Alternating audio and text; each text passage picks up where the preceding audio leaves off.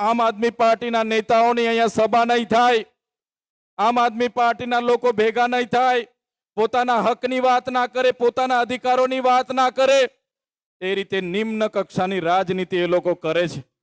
ત્યારે એવા નિમ્ન કક્ષાની રાજનીતિ કરનારા એ ભાજપના લોકોને પણ હું કહેવા માંગુ છું, અમે માન્ય કેજરીવાલજીના સૈનિકો છે, અમે આમ આદમી પાર્ટીના સૈનિકો છે, અમે ગુજરાતની જનતાના અવાજ છે।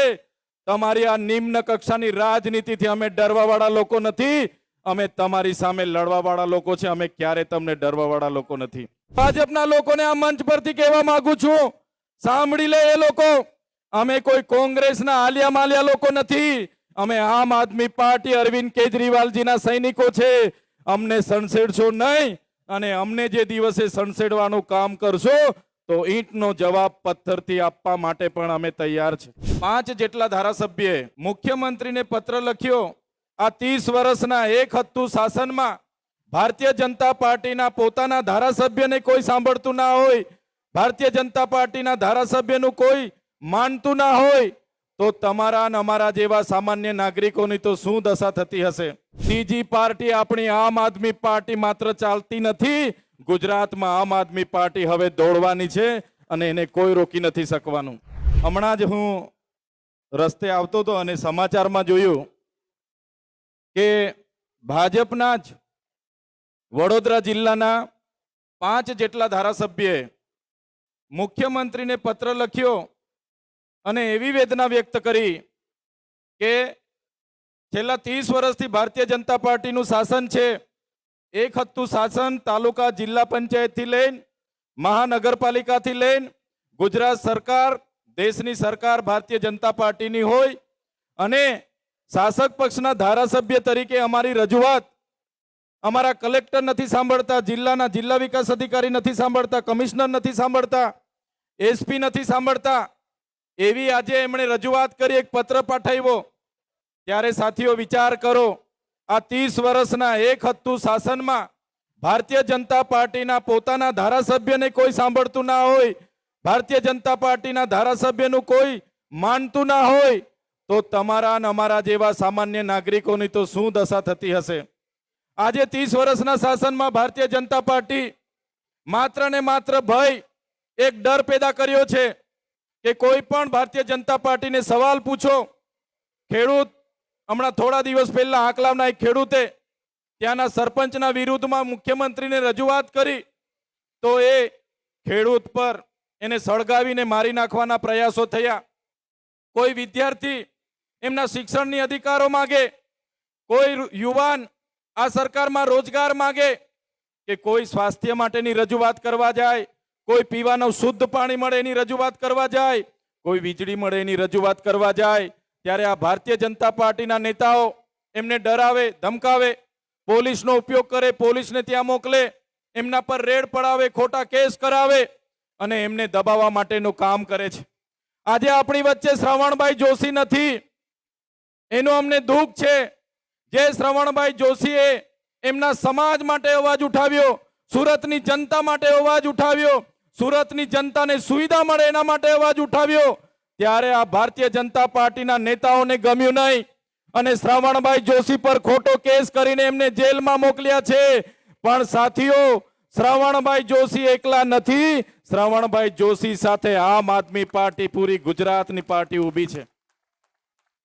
તમે જોયું હશે, અમે પણ અમારા વિસ્તારના લોકોના અવાજ બનીએ, ત્યાંના યુવાનોને રોજગાર મળે એની વાત કરીએ, ત્યાંના ખેડૂતોને સિંચાઈના પાણી મળે, પાકના ભાવ મળે એની રજૂઆત કરીએ, આદિવાસીઓ માટે બોલીએ, વિધાનસભામાં સરકાર સામે બોલીએ, અને આ ભારતીય જનતા પાર્ટીની સરકારને ગમે નહીં। મને પણ 2 વખતે મારા પરિવાર સહિત એક વખત અને મને એક વખત જેલમાં નાખ્યા। જેલમાં અમને પણ ડરાવવામાં આવ્યા, અમને પણ કહેવામાં આવ્યું કે તમે ભારતીય જનતા પાર્ટી સામે કેમ બોલો છો, અમારા મુખ્યમંત્રીને સવાલ કેમ કરો છો, અમારા અધિકારીઓ સામે કેમ બોલો છો, અમારા સાંસદ સામે કેમ બોલો છો, તમે આદિવાસીઓ માટે કેમ બોલો છો, અને તમે આ બધું બોલવાનું બંધ કરશો તો તમને જેલોમાંથી છોડીશું, તો તમારા પર ખોટી FIR નહીં થશે। ત્યારે પણ અમે કીધું હતું, આમ આદમી પાર્ટીના જે પણ હશે, એ ચાહે ચૈતરભાઈ વસાવા હોય, એ ચાહે શ્રવણભાઈ જોશી હોય, એ ચાહે ગોપાલભાઈ ઇટાલિયા હોય, એ અમારા રામભાઈ હોય, એ અમારા પ્રવીણભાઈ રામ હોય, રાજુભાઈ કરપડા હોય, એ ગુજરાતની જનતાનો અવાજ બનવા વાળા લોકો છે. તમારી તાનાશાહી સામે અમે ડરવા વાળા લોકો નથી. અમે તમારી તાનાશાહી સામે લડીશું.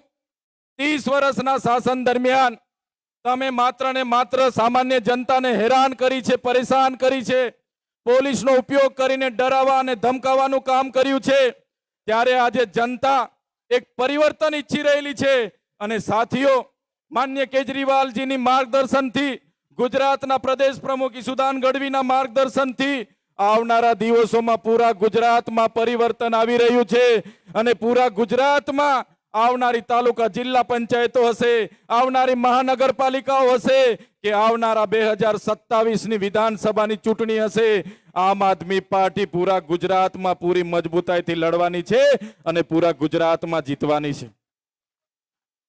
સાથીઓ, થોડા વર્ષ પહેલા આજ ગુજરાતમાં ભાજપ અને કોંગ્રેસ જે વર્ષોથી શાસનો કરે, એમના લોકો સાથે મળીને શાસનો કરે, ગઠબંધન કરે, અંદર ખાને એમનું ગઠબંધન ચાલે.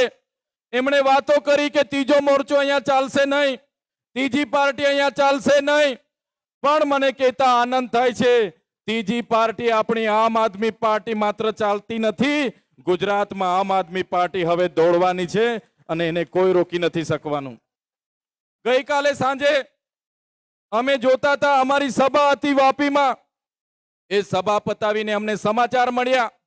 સમાચારના માધ્યમોથી જાણવા મળ્યું, અહીંના કેટલાક લોકોએ અમારા આમ આદમી પાર્ટીના નેતાઓની અહીંયા સભા નહીં થાય, આમ આદમી પાર્ટીના લોકો ભેગા નહીં થાય, પોતાના હકની વાત ના કરે, પોતાના અધિકારોની વાત ના કરે, એ રીતે નિમ્ન કક્ષાની રાજનીતિ એ લોકો કરે છે.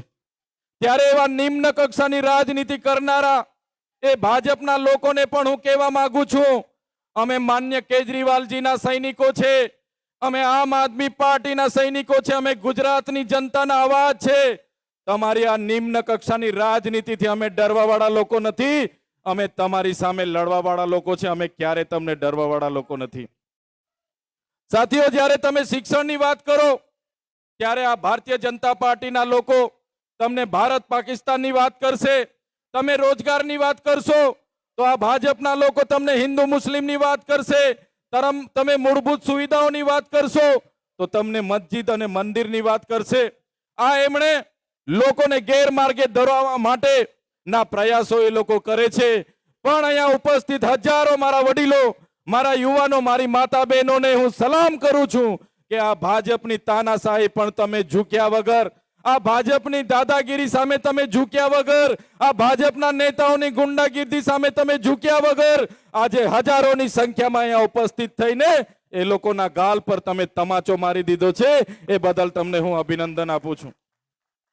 સાથે ભાજપના લોકોને આ મંચ પરથી કહેવા માંગુ છું, સાંભળી લે એ લોકો, અમે કોઈ કોંગ્રેસના આલિયા માલિયા લોકો નથી. અમે આમ આદમી પાર્ટી અરવિંદ કેજરીવાલજીના સૈનિકો છે.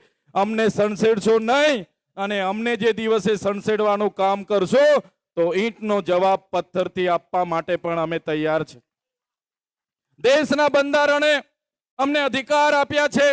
દેશના બંધારણના અમુકે અમને કીધું છે, સમાનતા, સ્વતંત્રતા, બંધુતા, લોકશાહી, ધર્મનિરપેક્ષતા, અને એના અંદર અમને અધિકારો મળ્યા છે.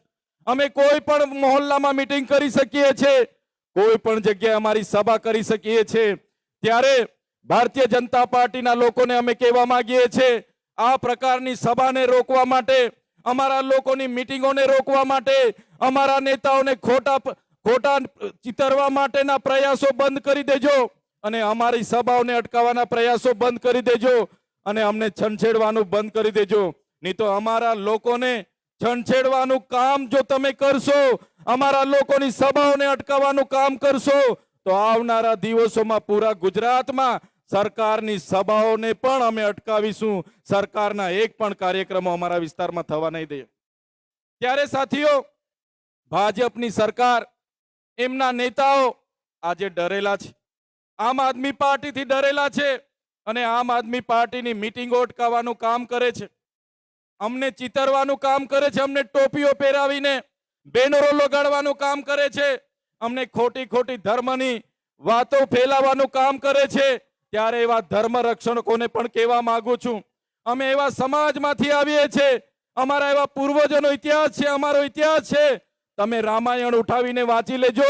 રામ ભગવાન સાથે જે સબરી માતાનો ઉલ્લેખ કરવામાં આવે છે એ અમારા પૂર્વજ હતા. તમે મહાભારતનો ઇતિહાસ તમે વાંચી લેજો, એમાં જે એકલવ્ય છે, એમાં જે નિષાદ રાજા છે, હનુમાનજીનો ઉલ્લેખ થાય છે, સુગ્રીવજીનો ઉલ્લેખ થાય છે, એ અમારા પૂર્વજ હતા. તમે મહારાણા પ્રતાપનો ઇતિહાસ વાંચી લેજો. જ્યારે મહારાણા પ્રતાપ સાથે એમના પોતાના ભાઈ પણ નહોતા અને અકબર સામે જ્યારે લડવાનું થયું ત્યારે પૂંજાબિલની આખી સેના હતી. મહારાણા પ્રતાપ સાથે હલ્દી ઘાટમાં એ મોગલોના શાસકો સામે એ યુદ્ધ લડનારા જો કોઈ હોય તો અમારા પૂંજાબિલ અમારા પૂર્વજો હતા. તમે મહારાષ્ટ્રના શિવાજી મહારાજનો ઇતિહાસ વાંચી લેજો. જ્યારે શિવાજી મહારાજ સાથે પોતાના સગાઓ પણ નહોતા ત્યારે એમની સાથે જે દુદાબિલની સેના હતી એ દુદાબિલે અમારા પૂર્વજ હતા. અમારા પૂર્વજોએ આટલું મોટું યોગદાન આપ્યું હોય અને તમને અમે ધર્મની વાત અમને શીખવાડવા માટે આવો, અમને ટોપી પહેરાવવાની વાત કરો, અમારા નામના બેનરો તમે સાઈન લગાડવાની વાત કરો તો અમે ક્યારે સાખી નથી લેવાના. એ ભાજપના નેતાઓને પણ આ મંચ પરથી કહેવા માંગુ છું, અમે આમ આદમી પાર્ટીના કાર્યકરો છે.